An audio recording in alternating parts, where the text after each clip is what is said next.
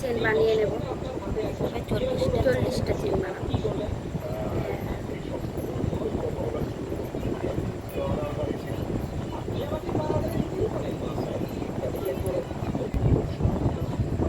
আমার 40টা চেন তৈরি করা হয়ে গেছে। চেনটা তৈরি হয়ে গেছে।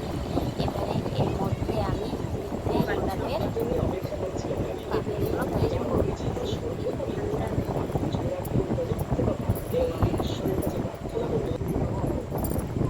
এবারে আমি এর মধ্যে প্রথম তারপরে চেনের মধ্যে 4টে চেন বাদ দিয়ে এই যে একটা প্রথম চেনের মধ্যে পুরস্কাঠিটা একটু 4টে চারটে মাঝখানে চতুর্থ চেনে আগে কান্নাটা বার করে কোনটা বার তারপরে এইভাবে এটা তোমার ডবল কুশি দিয়ে নেব। ঠিক আছে, বুঝতে পারলে? আবার তোমার এখানে আমি 4টে চেন একটা ডবল কুশি করার পর তারপরে মধ্যে চারটে চেনের পর আবার এই 4টে চেন তৈরি করা হলে যেখানে ডবল সেম জায়গায় গিয়ে আবার চেনটাও লক করে দেবো। ডবল কুশি করে তারপরে আবার এরকম হালকা রাউন্ড আবার একটা, এরপরে আবার 4টে একটা আবার চারটে চারটে চেনে মধ্যে আবার ডবল কুশি করবো।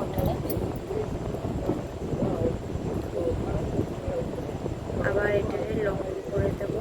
ডবল দিয়ে এখানে আবার 4টে চেন করবো। চারটে চেন তৈরি করা হয়েছে। আবার 4টে চেন কমপ্লিট হয়েছে। আবার ঘুরিয়ে নিয়ে আবার সেম জায়গায় আবার এটাকে ডবল কুশি করবো। ডবল কুশি হয়ে গেছে, দেখতেই পাচ্ছ কীভাবে হচ্ছে। আবার এই পাঁচটা আবার চেন বাদ দিয়ে আবার এই 4টের মাথায় আবার ভিতর দিয়ে আবার এটা লক করে দেবো।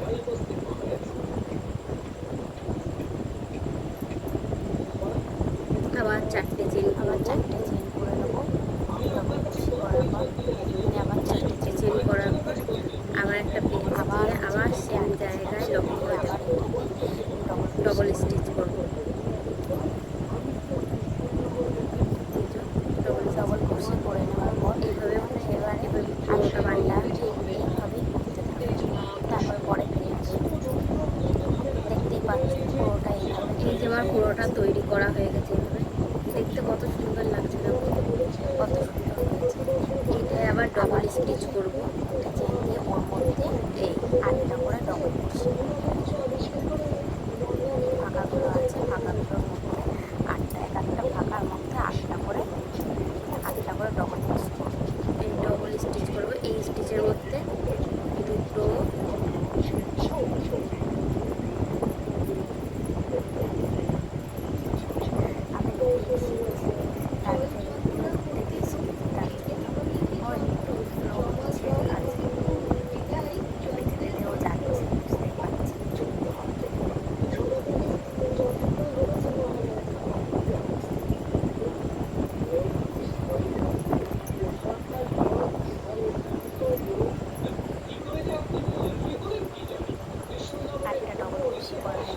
ওইটাকে আমি লক করে দেবো। পরের একটা চেন দিয়ে তারপরে পরের যে ফাঁকাটা ছোট ফাঁকা আছে সেই ফাঁকাটার মধ্যে লক করে দেবো। লক করে আবার একটা চেন তৈরি করে নেবো। চেন করে আবার পরেরটায় লক করে পরেরটায় ডবল কুশি করে তারপরে আবার 8টা ডবল কুশি আবার ওটার মধ্যে 8টা ডবল কুশি করার